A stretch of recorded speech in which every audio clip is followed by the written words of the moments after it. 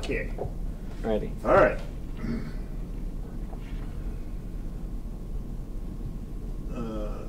Ready, set, go. I'm here with George Mixon, a 7-8 science teacher at Covington School, who's going to talk to us a little bit about his experience with housing discrimination in the Detroit area. George, can you tell us your story about your experience? Sure. When I moved here in 2000, my wife and I, well, my wife is white and I'm African American, of course, and we were looking for apartments, and we're looking for apartments around the, Southfield, Bloomfield, Beverly Hills kind of area. And as we were going, we stopped at one place, right around 12 Mile, and I walked in to look for an apartment, talked to the lady, sat down. She said, well, we don't have any more apartments available. So we left that place. My wife didn't come in at the time. Then we drove around to another place, probably about 6 places, and then we ended up somehow managing to come back to that place because everything was a blur after visiting so many different places. Ended up coming back to this one apartment complex that said we did not have a apartment available. My wife went in this time because I was kind of exhausted and I didn't really want to go back in. And so she's sitting in there, and I'm sitting in my car wondering, like, what is taking her so long? What is going on? What is going on?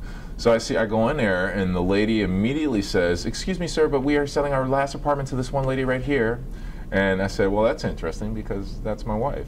And I said, you told me earlier we didn't have an apartment. So she immediately was like, I said, let's go. We picked up, stopped the paperwork, and we just kind of got up and left. And that's really, our story. It was kind of interesting. Don't even remember the place. Was kind of shocked that it occurred, but just walked away from it, and we ended up living in Somerset, which was great. Was it clear to you that this woman was not going to rent to you because you were African American?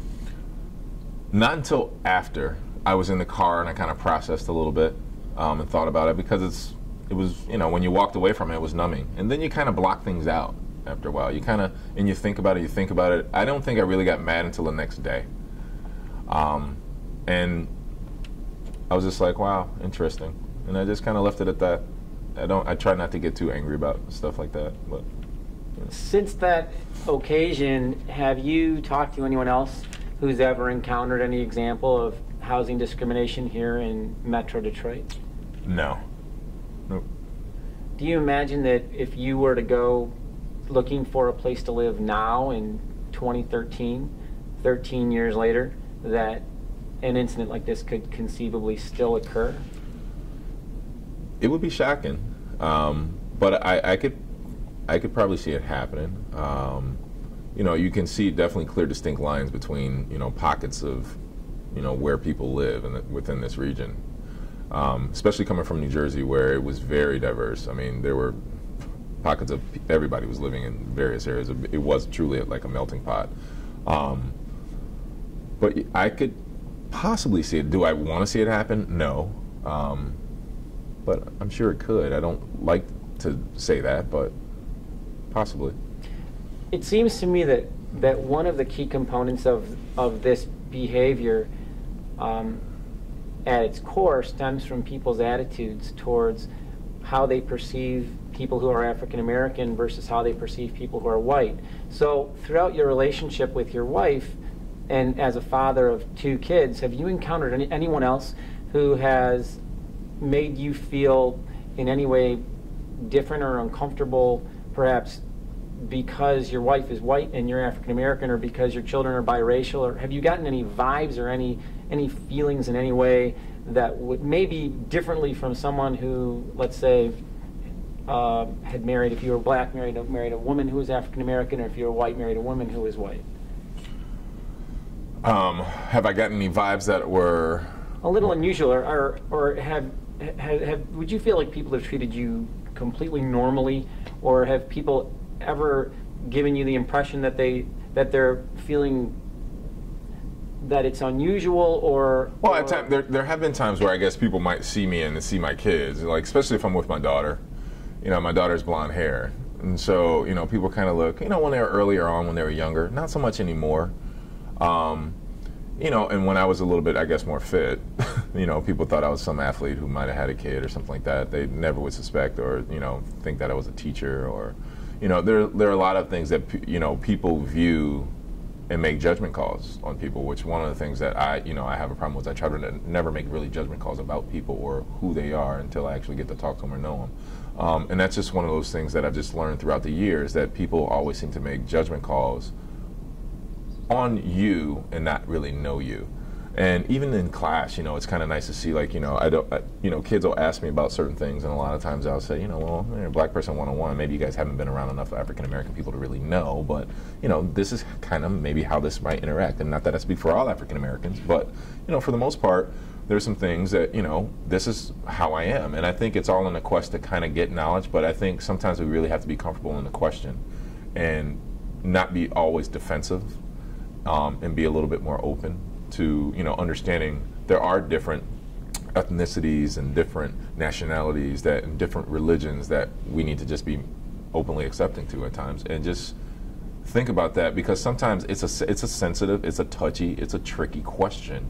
And when people do see me walking with a little blonde girl, they're like, well, what is going on right there? You know, or even if, like, you know, my wife had the experience when she was at the hospital with my daughter, and the doctor's like, wow, she's really got a great tan. Wow, she's got a great tan. Like, how is it that, oh, he just kept saying it and kept saying it and kept saying it. And then my daughter finally said, my dad's black. And so then the doctor kind of was like, oh, well, yeah, well, okay then, you know. So, you know, it's just one of those things where she even kind of is starting to recognize kind of those little things that people might notice her or notice my son, and, you know, so, but. Well, as you said yourself, the topic of race in racism, prejudice, they're sensitive issues. So what do you think will happen in the future, or will continue to happen today, to help make people sensitive but not afraid, or what needs to occur so that people can continue to have the discussion that will move us forward as a people, as a society? I think just a lot more discussions and a lot more openness and a lot more willingness to not make judgments or assumptions prior to actually talking to somebody. You know, not make assumptions and say, oh, you know, you like country music? I didn't even think you like country music. Why would you like country music? Aren't you, you know, Indian? Like, okay, that really has no bearing on anything. So it's like, I think if, you know, we don't go in with assumptions about people prior to talking to them, and you keep lines of discussions open and your willingness to, you know, communicate effectively with people, I think, you know, things will get better, you know. And I think that's always kind of how I've been, especially living, you know, where I lived and living in a pretty much predominantly all-black area, and then going to white schools and going to all-black schools and having white friends and Indian friends and Korean friends and Asian friends and Puerto Rican friends. You know, you just kind of learn to, oh, okay, well, that's kind of interesting, to, you know. But I think it just has to be, you have to be willing to be open-minded and not go in making judgment calls before you even know the person. So, and I think that can eliminate a lot of the stuff. But that's just my opinion. Is there anything else you'd like to say today? No. You know, I appreciate you interviewing me, and, you know, let me tell my story to hopefully everybody, you know, learn something from it, I guess. Absolutely. All right. Thanks, George. No problem. Thank you.